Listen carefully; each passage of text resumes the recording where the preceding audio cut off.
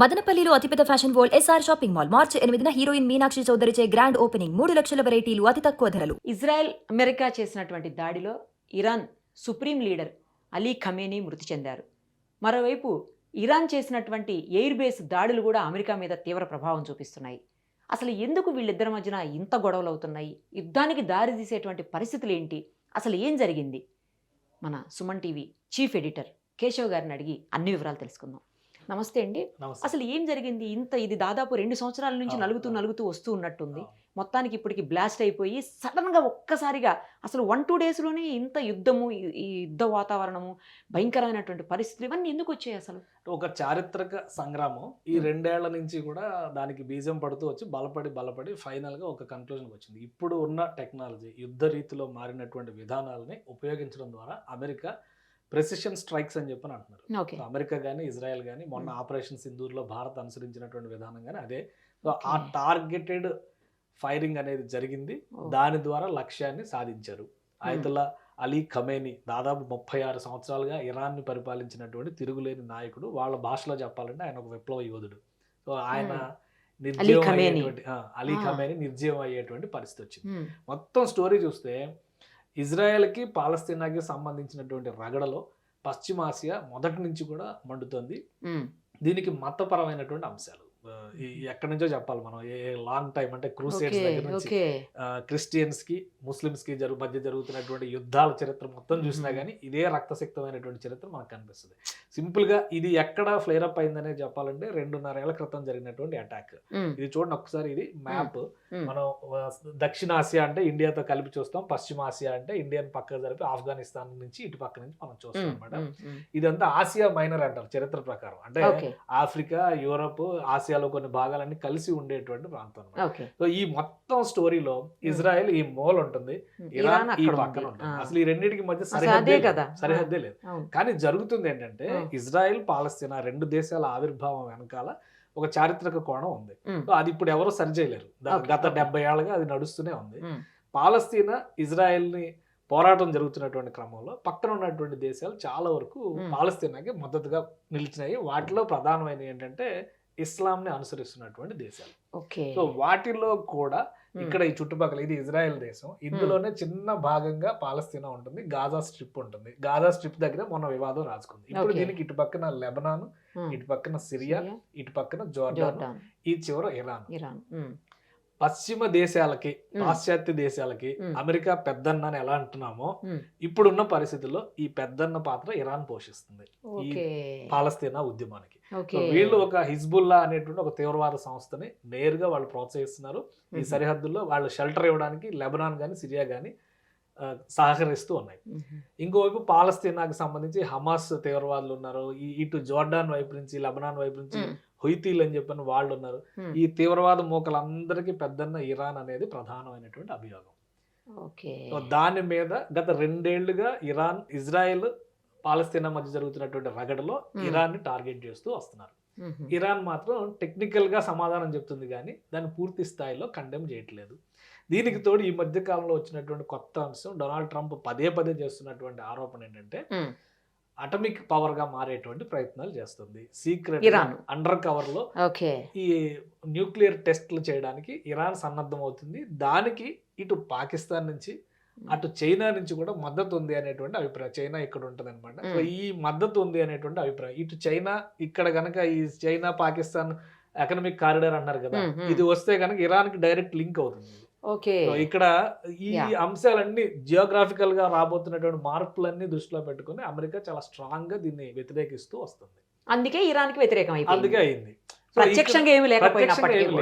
కానీ వాళ్ళు ఏంటంటే ఎంత పవర్ఫుల్ ఇన్ఫర్మేషన్ సేకరించారంటే వీళ్ళ యాక్టివిటీ మొత్తాన్ని, ఆయతుల్లా అలీ ఖమేనీ యాక్టివిటీ మొత్తాన్ని ట్రాక్ చేస్తూ వస్తున్నారు.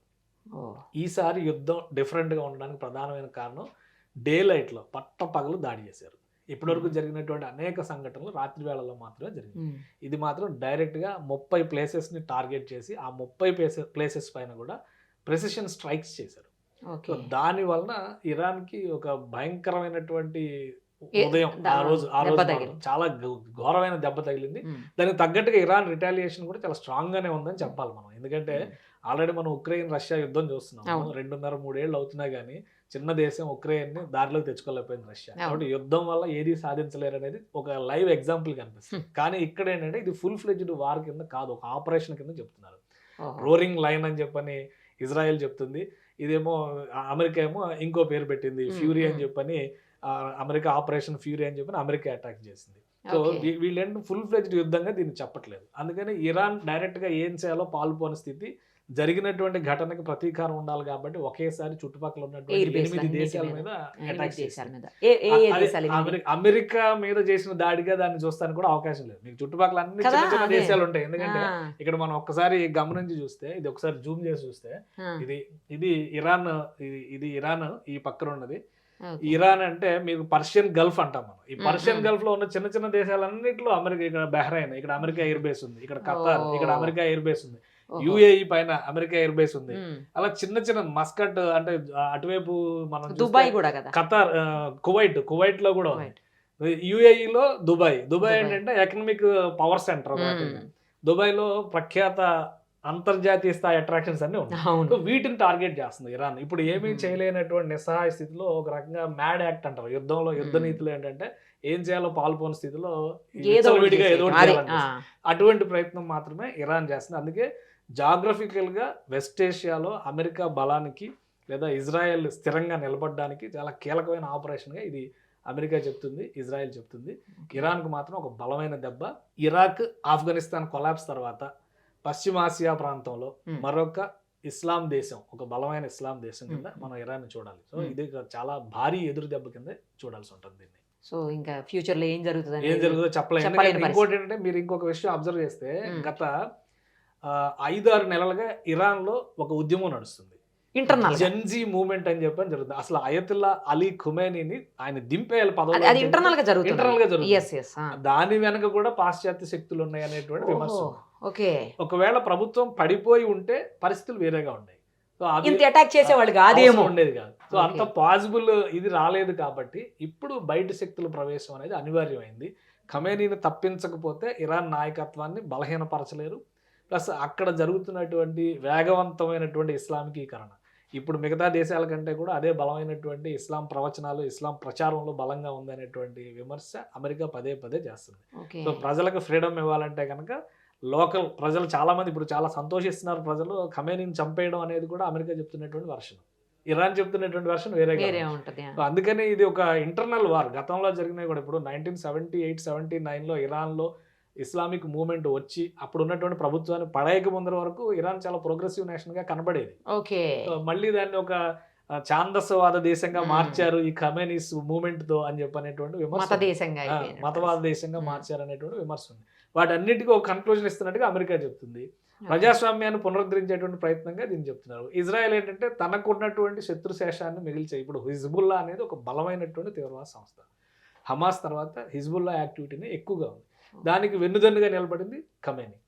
ఇప్పుడు ఖమేనీ చనిపోయాడు, ఆ ప్లేస్ ఎవరు రీప్లేస్ అయిపోతున్నారు అంటే యాక్చువల్గా ఇరాన్లో ఉన్నటువంటి కాన్స్టిట్యూషనల్ స్ట్రక్చర్ ప్రకారం ఏంటంటే వీళ్ళకి ఇరాన్ రెవల్యూషనరీ గార్డ్స్ అనేటువంటి ఒక ఫోర్స్ ఉంది, ప్లస్ గార్డియన్షిప్ కౌన్సిల్ అని చెప్పిన ఒక కౌన్సిల్ ఉంది. అందులో ఒక విధంగా చెప్పాలంటే మన రాజ్యసభ లాంటిది అనుకుందాం. మన రాజ్యసభతో దాన్ని పోల్చడానికి అవకాశం లేదు, బట్ అదొక అత్యున్నతమైన సభ. అందులో దాదాపు ఒక 88 మంది సభ్యులు ఉంటారు. వీళ్ళందరూ కూడా మతానికి సంబంధించి మత పెద్దలుగా ఉన్నటువంటి, ఇప్పుడు ఖమేనీ కూడా ఆయన ఒక క్లెరిక్, అంటే ఆయన ఒక మత పెద్దగానే ఆయన ముందు వచ్చారు, తర్వాత రాజకీయాల్లోకి వచ్చారు. సో ఆ తరహాగా వచ్చినటువంటి ఒక కూటమి, మత పెద్దల కూటమి నాయకత్వాన్ని ఎంచుకుంటుంది. ఇప్పుడు ఇంటరిమ్ అడ్జస్ట్మెంట్ కింద 3 ప్రధానమైనటువంటి ప్రెసిడెంట్, వీళ్ళందరూ ఒక 3తో ఒక కమిటీ వేశారు. వాళ్ళు టెంపరీగా పరిపాలన చేస్తారు. ఇంకోటి ఏంటంటే ఇరాన్ కల్చర్ ప్రకారం ఇప్పుడు ఒక పెద్ద నేత చనిపోతే 40 రోజులు సంతాప దినాలు. ఈ 40 రోజుల యాక్టివిటీ అనేది చాలా తక్కువ ఉంటుంది అనమాట. సో ప్రజలు ఎవరు బయటికి రావటువంటి ఇంటర్నల్ వార్నింగ్స్ ఇచ్చారు. అలానే ఈ స్ట్రక్చర్ని రెడీ చేసుకునే వరకు కూడా యుద్ధం విషయంలో ఆ కమిటీకి అన్ని బాధ్యతలు అప్పగించేశారు. సో వాళ్ళు ఏ విధంగా రిటాలియేట్ చేస్తారు, సరెండర్ అవుతారా లేదా ఇంకా గట్టిగా కొనసాగేటువంటి అవకాశం ఉంటుందనే దాని మీద ఇరాన్ భవిష్యత్తు కూడా ఆధారపడింది.